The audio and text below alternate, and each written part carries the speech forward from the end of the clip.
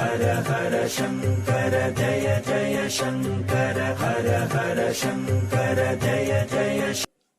நமது கலாச்சாரத்தில் இன்றும் கடைபிடிக்கப்படுவது திருமணத்தின் போது மணமகன் வீட்டார் மணமகளுக்கு கூரை புடவையை அளிக்கின்றனர். திருமணங்களில் திருமாங்கல்ய தானம் செய்யும் முன்பு மணமகன் வீட்டார் மணமகளுக்கு கூரை புடவை அளிக்கின்றார். அதை மணமகள் உடுத்திக் கொள்வதற்கு உதவும் உரிமைகள் அனைத்தும் மணமகனின் சகோதரிக்கு மட்டுமே தர வேண்டும் என சாஸ்திரம் சொல்லப்படுகிறது. ஏனென்றால் மணமகனான தன் சகோதரன் இல்லற சுகங்களை துய்த்து மகிழ இந்த மணமகள் ஏற்றவள்தான் என்பதை அவ்வேளையில் உறுதி செய்து கொள்வதே மணமகனின் சகோதரிக்கு சாஸ்திரம் வழங்குகிறது.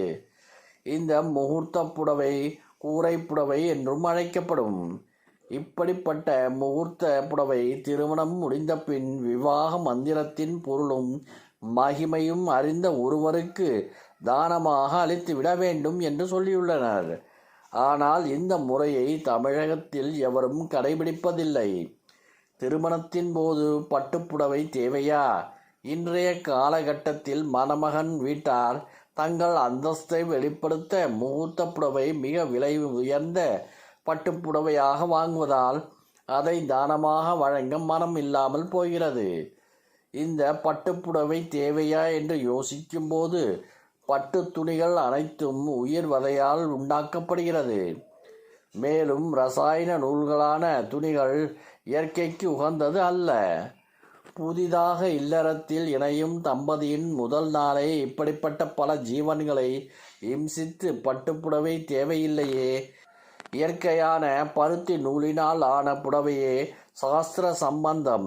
இப்படி சுத்தமான பருத்தி நூலால் நெய்யப்பட்ட புடவையை மஞ்சள் நீரில் நினைத்து உலர்த்தி மங்களமாக்கி அதை முகூர்த்த புடவையாக பயன்படுத்தும் மரபு இன்றும் பல கிராமங்களில் பின்பற்றப்படுகின்றது.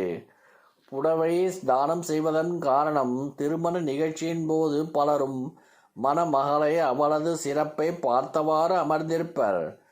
அதனால் அவளின் மீது திருஷ்டி படிந்திருக்கும். ஆகையால் அனைவரும் தங்கள் திருமணத்தின் முகூர்த்த புடவையாக பருத்தியால் நெய்யப்பட்ட புடவையை பயன்படுத்தி அதை திருமணத்திற்கு பின் தானமும் செய்து தம்பதிகளின் வாழ்வில் மேன்மை அடைய செய்வர். ஹர ஹர சங்கர ஜய ஜய சங்கர ஹர ஹர சங்கர ஜய ஜய.